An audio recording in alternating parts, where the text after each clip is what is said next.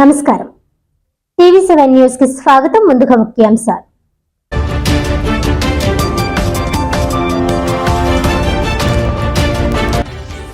SC వర్గీకరణపై మాలలు ఐక్యంగా పోరాటం చేయాలి. కాకినాడ మెక్లరిన్ హై స్కూల్లో మాలల మహా రణభేరి సభ కార్యక్రమంలో తెలంగాణ ఎమ్మెల్యే వివేక్ వెంకటస్వామి.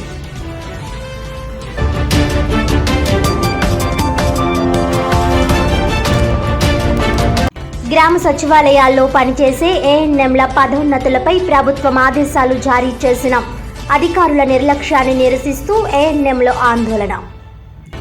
కాకినాడ జిల్లా వైద్య ఆరోగ్య శాఖ అధికారి కార్యాలయం ముట్టడి.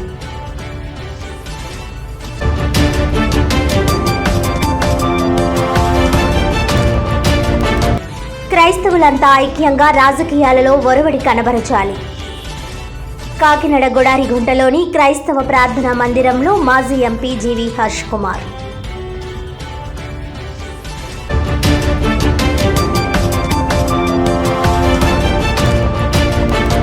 డీటెయిల్స్ చూస్తే, ఎస్సీ వర్గీకరణపై మాలలు ఐక్యంగా పోరాటం చేయాలని తెలంగాణ ఎమ్మెల్యే వివేక్ వెంకటస్వామి, రాష్ట్ర మాల సంఘాల జేఏసీ అధ్యక్షులు పండు అశోక్ కుమార్, తెలంగాణ జేఏసీ చైర్మన్ దానయ్య పిలుపునిచ్చారు. ఎస్సీ వర్గీకరణపై మాలలు ఐక్యంగా పోరాటం చేయాలని, ఎస్సీ వర్గీకరణ సహజ న్యాయ సూత్రాలకు వ్యతిరేకంగా ఉందని, అది అశాస్త్రీయమైనదని, దాని రద్దు కోసం మాలలు ఉద్యమించాలని తెలంగాణ ఎమ్మెల్యే వివేక్ వెంకటస్వామి, రాష్ట్ర మాల సంఘాల జేఏసీ అధ్యక్షులు పండు అశోక్ కుమార్, తెలంగాణ జేఏసీ చైర్మన్ దానయ్య అన్నారు. కాకినాడ మెక్లరిన్ హై స్కూల్లో రాష్ట్ర మాల సంఘాల జేఏసీ ఆధ్వర్యంలో పివి రావు 73వ జయంతి కార్యక్రమం సందర్భంగా మాలల మహా రణభేరి సభను నిర్వహించారు. ముందుగా డాక్టర్ బిఆర్ అంబేద్కర్, వివి రావు చిత్రపటాలకు పూలమాలలు వేసి నివాళులర్పించారు.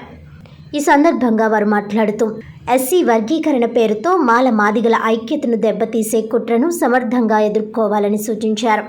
ప్రధాని మోదీ పరేడ్ గ్రౌండ్ వేదికగా ఎస్సీ వర్గీకరణ చేసి తీరుతామని ప్రకటించి దళితుల్లో ఉన్న ఐక్యతను దెబ్బతీశారని విమర్శించారు. ఎస్సీ వర్గీకరణ రద్దు పోరాటం యావత్ దేశానికి సంబంధించిన సమస్యగా పేర్కొన్నారు. ఈ కార్యక్రమంలో రాష్ట్ర మానవ సంఘాల జేఏసీ నాయకులు తుల్లిబిల్లి అశోక్, చెన్నకేశవులు, డాక్టర్ శివనాగ జగన్ బాబురావు, జోజీ మేరీ, గుమ్మపు సూర్యవరప్రసాద్, కాకినాడ జిల్లా మాల సంఘాల జేఏసీ అధ్యక్షులు లింగం శివప్రసాద్, సతీష్ కుమార్, మాధా సుబ్రహ్మణ్యం, కండవల్లి లోహరాజు తదితరులు పాల్గొన్నారు.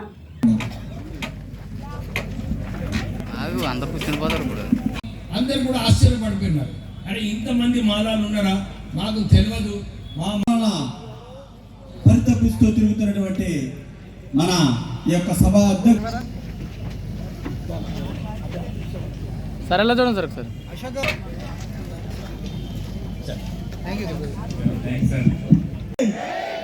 జై భీమ్, మాలల ఐక్యత, మాలల ఐక్యత, మాలల ఐక్యత. తిప్పి కొట్టడానికి మాల మహానాడు ఎప్పుడు ప్రయత్నిస్తుందని మేము తెలియజేస్తున్నాం. అది ఏ పార్టీ అయినా, ఏ శక్తి అయినా కూడా దాన్ని ఎదిరించి అనగదొక్కే వరకు కూడా మాల మహానాడు మరియు మాల మహానాడు కార్యకర్తలు ఉపక్రమించే నిద్ర పోరని మాత్రం నేను తెలియజేస్తున్నాను. ఇందులో భాగంగా ఈరోజు కాకినాడలో ఈ కార్యక్రమం ఏర్పాటు చేయడం జరిగింది. ఈరోజు దానికి తోడు మే 10న స్వర్గీయ పివి రావు గారి 73వ జయంతి సందర్భంగా అన్ని చోట్ల జయంతులు చేసుకుంటారు కాబట్టి ఈరోజు కాకినాడలో మేము నిర్వహిస్తున్నాం. చదువుల నుంచి ఎన్ని పనులు ఉన్నా కానీ పక్కకు పెట్టి మాలలను ఒక తాటిపైకి తేవాలి, మాలలను అభివృద్ధి పథంలో తీసుకెళ్ళాలి, వారికి ఒక దిశ నిర్దేశం చేయాలనే ఉద్దేశంతో మన వివేక్ వెంకటస్వామి గారు ఇక్కడ రావడం జరిగింది. వారి తండ్రి గారు కూడా వెంకటస్వామి గారిని సుమారు 40 సంవత్సరాలు కేంద్ర మంత్రిగా పనిచేసి దళితులకు ఎంతో సహాయపడడం జరిగింది. అటువంటి పెద్దయిన బిడ్డ ఈరోజు నేనున్నాను మీకు మాలలో తోడుగా అంటూ మన ముందుకు వచ్చారు కాబట్టి ఆయన్ని మెసేజ్ ఇవ్వాల్సిందిగా. తప్పిపోయినటువంటి పిల్లవాడు తిరిగి తల్లి ఒడికి చేరికి ఎంతో సంతోషిస్తాడో, ఎవరో కనిపడేసినటువంటి పసికందుకు ఒక గుక్కిడి పాలించిన తల్లి దొరుకుతాడు అనుకున్నటువంటి సందర్భంలో అలాంటి దౌర్భాగ్యమైన పరిస్థితుల్లో భారతదేశంలో మన జాతి కోసం ఒకే ఒక తెగదనుడు పుట్టాడు, ఆయన స్వర్గీయ పివి రావు గారు. అలాంటి మాల జాతి వెతుకుతున్న తరుణంలో ఒక గ్రూప్ వన్ ఆఫీసర్ అయి ఉండే ఆరు బిడ్డలను వేయటానికి మాలల శ్రేయస్సు కోసం మృత్యువును కూడా కౌరుగిస్తున్నటువంటి మహా వ్యక్తి మన పివి రావు గారు అని చెప్పి మనందరూ కూడా ఈ సందర్భంలో గుర్తు పెట్టుకోవాలి. అలాంటి పివి రావు గారి యొక్క జయంతి సందర్భంగా ఇచ్చేసినట్టు మీ అందరికీ సూటిగా తరతరాలుగా బాని సంఖ్యలో ఉన్నటువంటి మనందరి కోసం, చీకటి బతుకులలో దళిత సమాజం కోసం వెలుగులు నింపడానికి ఆ అమ్మవాళ్ళలో పుట్టినటువంటి అగ్నిగోళం నింపినటువంటి వెలుగులుగా నింపుతున్నటువంటి నా యొక్క దళిత సమాజం యావత్ భారతదేశం ఈ రోజు డయాస్ మీద కూర్చొని రిజర్వేషన్ ఫలాలు కానీ రాజకీయ ఫలాలు కానీ అదేవిధంగా కేవలం బాబాసాహెబ్ డాక్టర్ బిఆర్ అంబేద్కర్ లేకపోతే, ఆయన ఇచ్చినటువంటి రిజర్వేషన్ హక్కు లేకపోతే మనం వేసుకోవడానికి బట్టలు లేవు. మా మాటలో నిషేధం, మేము మాట్లాడకూడదు. మా బాటలో నిషేధం, మేము నడవకూడదు. మా బ్రతుకులు నిషిద్ధం. అలాంటి బ్రతుకులన్నిటి కూడా సంసిద్ధం చేసి రాజ్యాంగం హక్కునిచ్చినటువంటి అంబేద్కర్ వాళ్ళు మానవ దిగిపోతా ఉన్నారు. చేస్తూ ధైర్యంగా ముందుకొచ్చి మాలలందరినీ కూడా ఐక్యంగా చేసి అనేకమైన పోరాటాలు చేయడం జరిగింది.